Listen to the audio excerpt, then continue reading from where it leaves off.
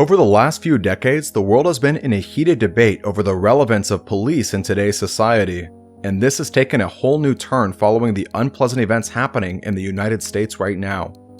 People are questioning whether the police force has lost sight of its intended purpose, and now people all over the world are calling for the dissolution of the police force and looking for various alternatives, especially for the gap that they will inevitably create. But the question remains, what would the world be like without the police? Would it be better? Would it be worse? Who would respond to the growing emergencies? Who do people call when they see someone committing a crime? Who will uphold the laws and constitution? In this video, we're going to be examining both sides, looking at the pros and cons to help you see the bigger picture. That way, you can decide for yourself which side of the debate you fall under. What are the benefits of having the police around? We are quick to forget that police officers live by their oath to put their lives on the line and maintain order, and we cannot say that the presence of the police force in society has not reduced the effect of crime and violence significantly.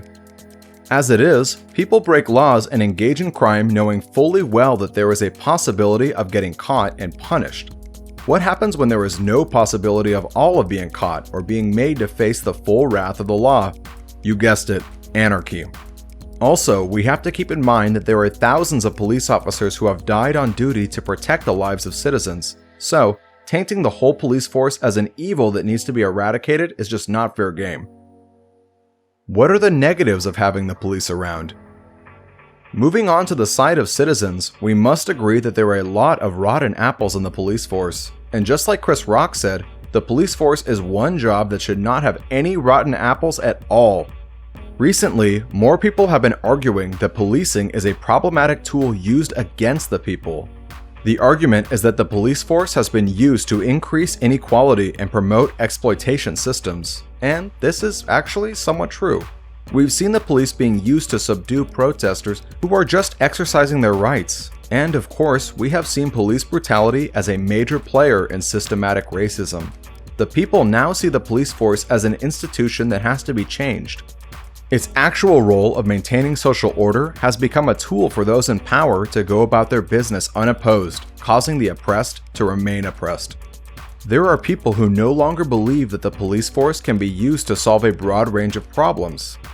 Instead, their role should be properly spelled out by society, unlike the large umbrella they currently operate under. This has called for the supervision of the activities of police and promotion of activist networks like Copwatch. Such actions are designed to counter the aggressive action of the police force and change the dynamics of power to favor those who would have otherwise been harmed by the police. How would society function without the police? Now, going back to our point on how society would operate without a police force, well, there is a shout for something called restorative justice. A lot of people are currently peddling this idea that society needs to shift from punishing offenders. Instead, the penalty for crime should be rehabilitation, ensuring that these people are able to reconcile with victims and the community at large. It is said that restorative justice will greatly reduce the influence of the state in dealing with crime. This gives indigenous communities the power to mediate, dialogue, and reconcile criminals with the victims and society at large instead of resolving to direct punishment like in the case of the police. This idea is supported by those who believe the traditional criminal justice system does not involve the victims in the justice process. They would prefer that the citizens themselves have the power to determine whether or not the offender gets sent to jail or gets rehabilitated into society. It's sort of like the democracy of justice. People who fight for restorative justice wish that the federal criminal system sticks to large-scale crimes like human and drug trafficking and focusing all of its efforts on preventative measures. This would let the community focus on creating dialogue between people, the offender and the victim without any hierarchy, putting into consideration the moral, economic, religious, political, and social background of each circumstance. They seem to believe that crime is an act committed against an individual, not against the state as the federal criminal justice system sees it. The problem with this school of thought is that it can only be used in treating minor crimes and can only be used in places with a small population. Imagine something like this for a serial killer in New York City, for example. But for minor crimes, we have to say that in concept it works. Look at sexual assault, for example. The emergence of community-based sexual assault centers proves that we don't need the police for every crime. These centers give non-police assistance to victims of sexual assault, like providing long-term support. The centers can even advocate for people's behalf in a court of law. We've also seen small neighborhoods that have resorted to creating programs and holding polls to define what they want to see in their community and how they can prevent what they don't want to see in their community.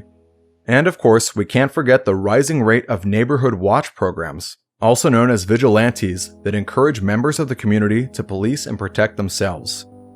It is true that we are in a global and diffuse society where it might be difficult to fully implement these functions, but if done one community at a time, it'll make a lot more sense when you look at the larger picture. After all, little drops of water make a mighty ocean. So, what if every community decides what justice system is best for them and practices it, sidelining the police system altogether? Well, there is one major obstacle. This justice system can only be successfully applied in a communist form of government, where the state has no control over the affairs of each member community. So the question then becomes, do we change to a communist government to accommodate this new era of policing? We've presented both sides of the argument, the need for the police force and the tremendous good they've done, and a glimpse of what the future might look like without them, and here's what we think. The police force in itself is good. However, they do not need to be involved in every little matter. Just like the Avengers don't fight petty thieves, the police should not be called upon when there isn't grave danger. They should be called when a serial killer is on the loose or a drug kingpin is in town. But for civil matters like a peaceful protest or even petty crimes like an allegedly fraudulent check, there are other ways to police other than using the police. Thank you very much for watching. Please give a thumbs up if you liked our video and subscribe if you loved it. We'll see you guys next time.